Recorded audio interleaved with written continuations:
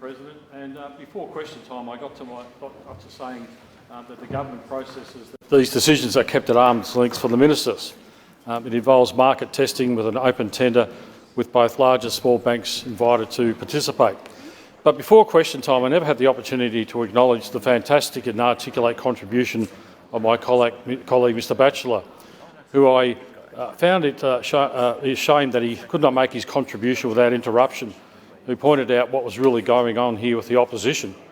That is, I've spent much time detailing what this motion purports to be about, but then touch upon what it is about, and which is impugning the good name of the Assistant Treasurer.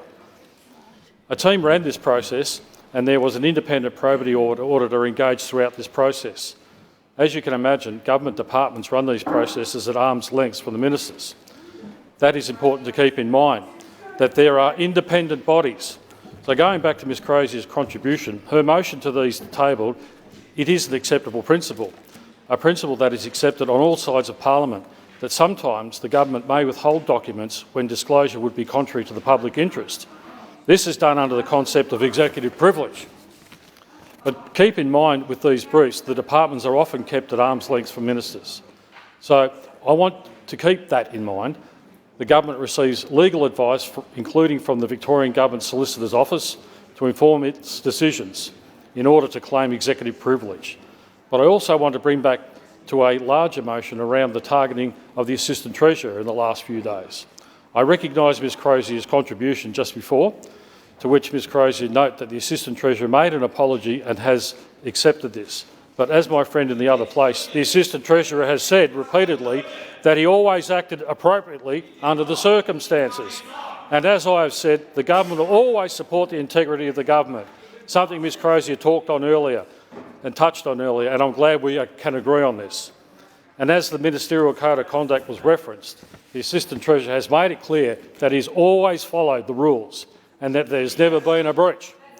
So this motion, which is about retrieving documents, has become about the Premier, has become about the Assistant Treasurer, and I think it's a real shame, particularly after the way the previous debate was approached, a debate on amendments about road safety, which was approached with a collegiate manner, a way which differences were resolved in good faith manner. We may disagree on specifics, Mr Eddershank. I look forward to constructively working with you on issues going forward. So it's a shame to see that such a tone has changed dramatically. And I want to echo the contributions of my colleague Mr Batchelor, who said that the opposition is trying to find some smoke, to smoke something out, to smear the good reputation of the Assistant Treasurer. As Mr Batchelor said, efforts may be better spent elsewhere. The opposition over the past few weeks has been fixated on the Assistant Treasurer, and now they are weaponising a standard of practice of government. And I want to end this by saying that it would not be appropriate to comment on the merits of individual government decisions to claim executive privilege in respect of documents. And I want to say that ministers have always acted appropriately, and he himself has said. And I want to say that the government has always been transparent and will always uphold its obligations to the parliament to provide responses to motions whenever they are passed. But there is a principle that is accepted on all sides of parliament, that sometimes the government may withhold documents when disclosure would be contrary to the public interest. Let's improve the spirit of this debate and work collaboratively for the all good of Victorians. I thank the House.